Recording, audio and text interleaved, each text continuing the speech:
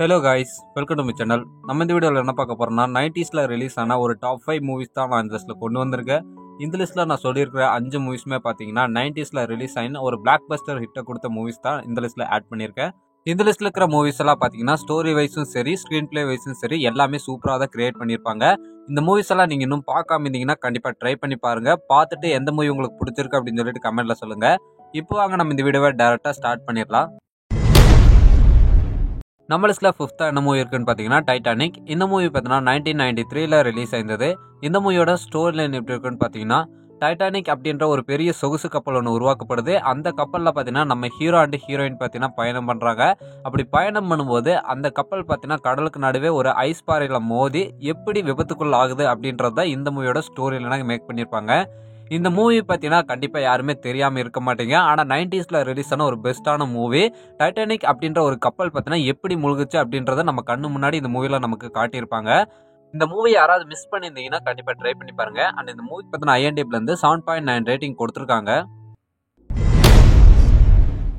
நம்ம லிஸ்ட்டில் ஃபோர்த்தாக என்ன மூவி இருக்குன்னு பார்த்தீங்கன்னா டாய் ஸ்டோரி. இந்த மூவி பார்த்தீங்கன்னா 1995 ரிலீஸ் ஆயிருந்தது. இந்த மூவியோட ஸ்டோரி லைன் எப்படி இருக்குன்னு பார்த்தீங்கன்னா, ஒரு சின்ன பையன் கிட்ட பார்த்தீங்கன்னா நிறைய டாய்ஸ் இருக்கு. அந்த டாய்ஸ்ல தான் நம்ம ஹீரோவும் ஒரு ஆளா இருப்பாரு. ஏன்னா நம்ம ஹீரோ பார்த்தீங்கன்னா ஒரு டாயா இருப்பாரு. அவர் மட்டும் இல்லாம அந்த பையன் வச்சிருக்கிற எல்லா டாய்ஸுக்கும் பார்த்தீங்கன்னா உயிர் இருக்கும்.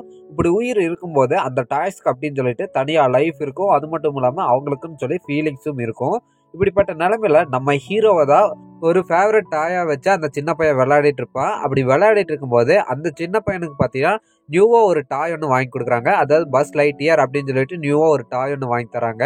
அப்படி வாங்கி தரும்போது நம்ம ஹீரோக்கு பார்த்தீங்கன்னா அது மேலே பொறாமை ஆயிருது. ஏன்னா நம்ம ஹீரோவை தான் இது வரைக்கும் ஃபேவரட் டாயா வச்சு விளையாட்டு இருந்த அந்த சின்ன பையன் பார்த்தீங்கன்னா வேறொரு டாயை வச்சு அந்த சின்ன பையன் விளாட்றத பார்த்து நம்ம ஹீரோ பார்த்தீங்கன்னா ரொம்பவே பொறாமப்படுறாரு.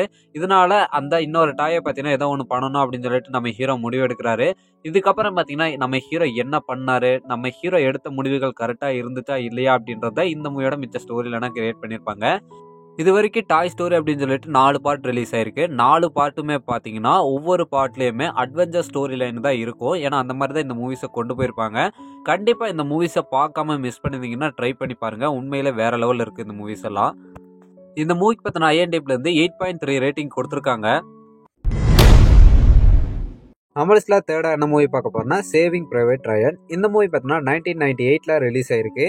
இந்த மூவியோட ஸ்டோரி லைன் எப்படி இருக்குன்னு பார்த்தீங்கன்னா, நம்ம ஹீரோ பார்த்தீங்கன்னா ஆர்மியில் ஒரு கேப்டனாக இருப்பார். அவர் கேப்டனாக இருக்கும்போது அங்கே பார்த்தீங்கன்னா வார் போயிட்டு இருக்கும் நம்ம ஹீரோ இருக்கிற இடத்துல. அப்படி இருக்கும்போது நம்ம ஹீரோக்கு பார்த்தீங்கன்னா ஒரு ஆர்டர் ஒன்று வருது. அதாவது பார்த்தீங்கன்னா ரயான் அப்படின்ற ஒரு நபரை பார்த்தீங்கன்னா நம்ம ஹீரோ தேடி கண்டுபிடிச்சி அவரை பார்த்தீங்கன்னா திரும்பவும் வீட்டுக்கு அனுப்பி வைக்கணும் அப்படின்னு சொல்லிட்டு நம்ம ஹீரோக்கு பார்த்தீங்கன்னா ஒரு ஆர்டர் ஒன்று வருது. நம்ம ஹீரோ பார்த்தீங்கன்னா அந்த வார் ஃபீல்டில் பார்த்தீங்கன்னா அந்த ரயான் அப்படின்றவரை எப்படி தேடி கண்டுபிடிச்சி அவரை திரும்பவும் வீட்டுக்கு அனுப்பி வைக்கிறாரு அப்படின்றத இந்த மூவியோட மிச்ச ஸ்டோரி இல்லைனா கிரியேட் பண்ணியிருப்பாங்க. நல்ல ஒரு மூவி. கண்டிப்பாக இந்த மூவியை மிஸ் பண்ணியிருந்தீங்கன்னா ட்ரை பண்ணி பாருங்க. அண்ட் இந்த மூவி பார்த்தீங்கன்னா IMDbலேருந்து 8.6 ரேட்டிங் கொடுத்துருக்காங்க. நம்ம லிஸ்ட்டில் செகண்டாக என்ன மூவி இருக்குன்னு பார்த்தீங்கன்னா ஃபைட் கிளப். இந்த மூவி பார்த்தீங்கன்னா 1999 ரிலீஸ் ஆயிருக்கு. இந்த மூவியோட ஸ்டோரி லைன் எப்படி இருக்குன்னு பார்த்தீங்கன்னா, நம்ம ஹீரோ பார்த்தீங்கன்னா ஒரு ஆட்டோமொபைல் கம்பெனியில் ரீகால் ஸ்பெஷலிஸ்டாக வேலை செஞ்சுட்டு இருப்பாரு. நம்ம ஹீரோ பார்த்தீங்கன்னா இந்த வேலையை தூக்கமே இல்லாமல் செஞ்சுட்டு இருப்பாரு. இப்படி செஞ்சுட்டு இருக்கும்போது நம்ம ஹீரோ பார்த்தீங்கன்னா ஒரு நாள் ஒரு ஃப்ளைட்டில் பார்த்தீங்கன்னா ட்ராவல் பண்ணுறாரு. அப்படி பண்ணும்போது அங்கே சோப்பு தயாரித்து விற்கக்கூடிய இன்னொரு நபர் பார்த்தீங்கன்னா மீட் பண்ணுறாரு. அப்படி மீட் பண்ணதுக்கப்புறம் இவரோட லைஃப் பார்த்தீங்கன்னா அப்படியே டோட்டலாக சேஞ்ச் ஆகுது. அப்படி அவர் பார்த்தீங்கன்னா அந்த நபரை மீட் பண்ணதுக்கப்புறம் என்னாச்சு அப்படின்றத இந்த மூவியோட மிச்ச ஸ்டோரியிலனா கிரியேட் பண்ணியிருப்பாங்க. நல்ல ஒரு மூவி. 1999 ரிலீஸ் ஆயிருந்தாலும் ஒரு வேற லெவலான ஸ்டோரி லைன் இருக்கக்கூடிய மூவி. இந்த மூவி யாராவது பார்க்காம மிஸ் பண்ணியிருந்தீங்கன்னா கண்டிப்பாக ட்ரை பண்ணி பாருங்க. இந்த மூவிக்கு பார்த்தீங்கன்னா IMDbலேருந்து 8.8 ரேட்டிங் கொடுத்துருக்காங்க. நம்ம லிஸ்ட்டில் ஃபர்ஸ்ட்டாக என்ன மூவி பார்க்க போறோம்னா ஷாஷாங்க் ரிடெம்ப்ஷன். இந்த மூவி பார்த்தீங்கன்னா 1994 ரிலீஸ் ஆயிருக்கு.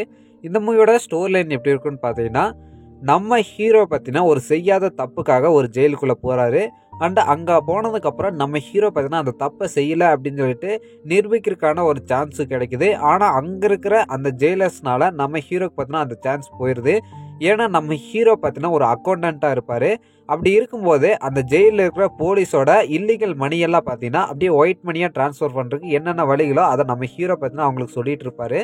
இதை யூஸ் பண்ண அந்த போலீஸ் பார்த்தீங்கன்னா இவனை வெளியே விட்டா நம்மளுக்கு இந்த மாதிரி வேலைகள் நடக்காது அப்படின்னு சொல்லிட்டு நம்ம ஹீரோவை உள்ளேயே வச்சிருக்கணும் அப்படின்னு சொல்லிட்டு நினைப்பாங்க.